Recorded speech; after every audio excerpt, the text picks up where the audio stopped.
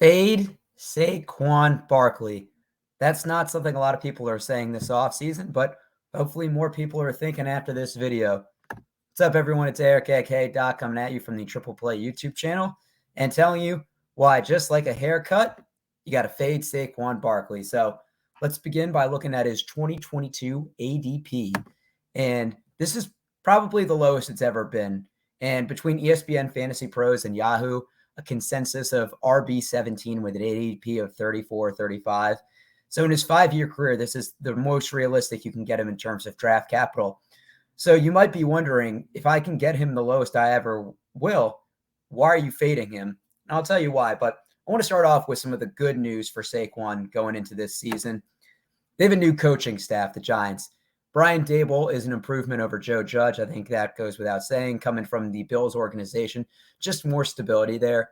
The Giants improved their O-line this offseason. They took Evan Neal with their first-round pick and Joshua, a guard, in the third round.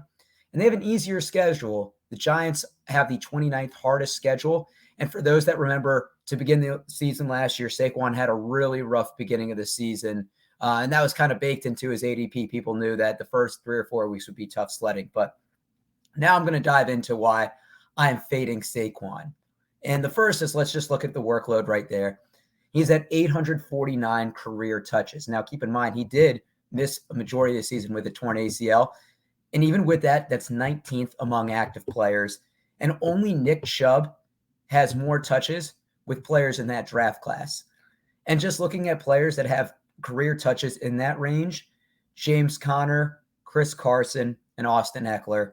I think we can agree that Carson and Conner on the downside of their careers, and Austin Eckler is someone that is probably peak fantasy value.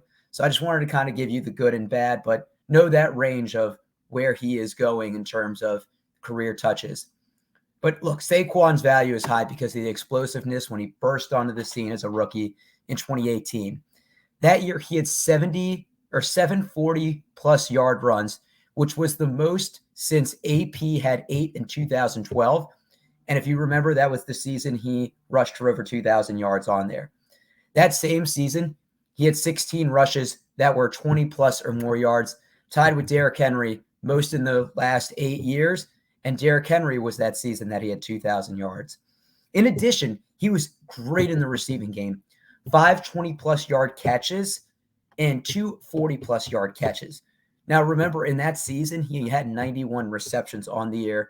So an insane rookie season. But let's now juxtapose that with the lack of explosiveness in 2021. And I want to give Marcus Mosher credit on this.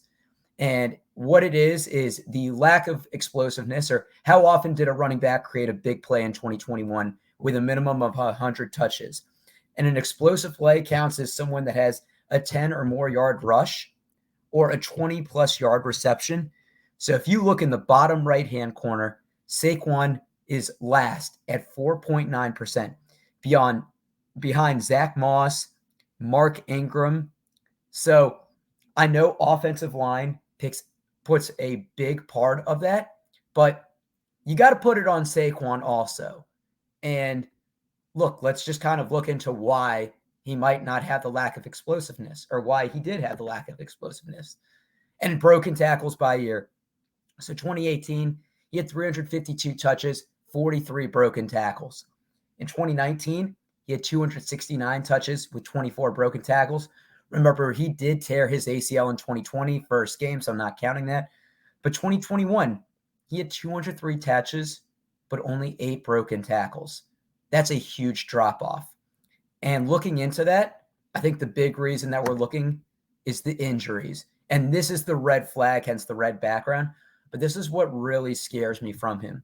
In 2019, he had a high right ankle sprain that caused him to miss 3 games. Now, when this initially happened, he was given a 4 to 6 week timeline, and he beat it. I think that's why his ADP rose, because a freak of nature. But in 2020, he tore his ACL in the same right leg. He missed the entire season. And in addition to tearing his ACL, he tore his meniscus and he strained his MCL. So in those 2 seasons right there, he's put a lot injury mileage on that right leg.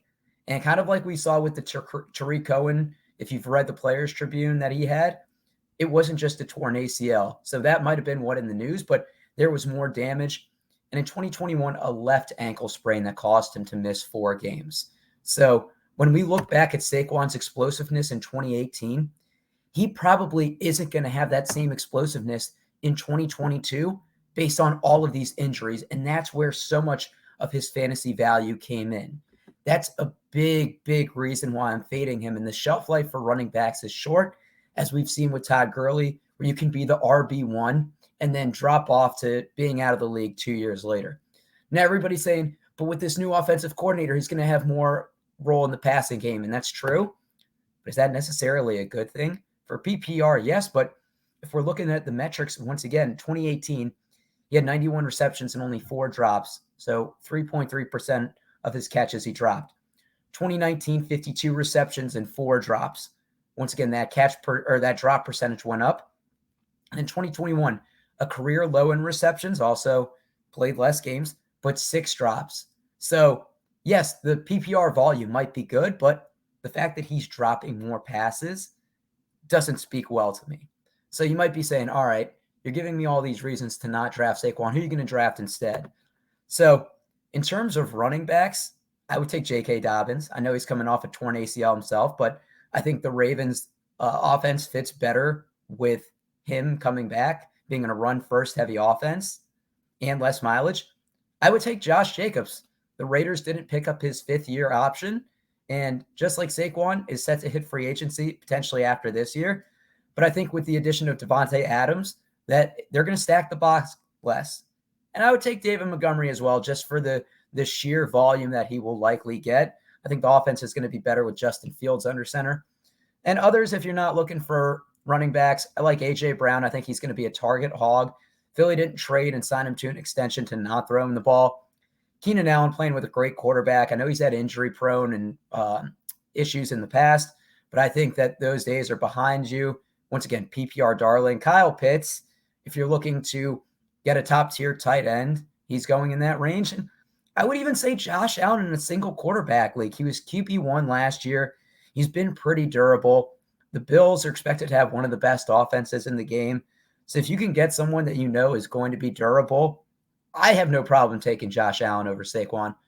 But for all of these reasons, look, I think this is the best case you can make for drafting Saquon this year. But you can't expect him to to play all 17 games based on what we've seen with his injury history.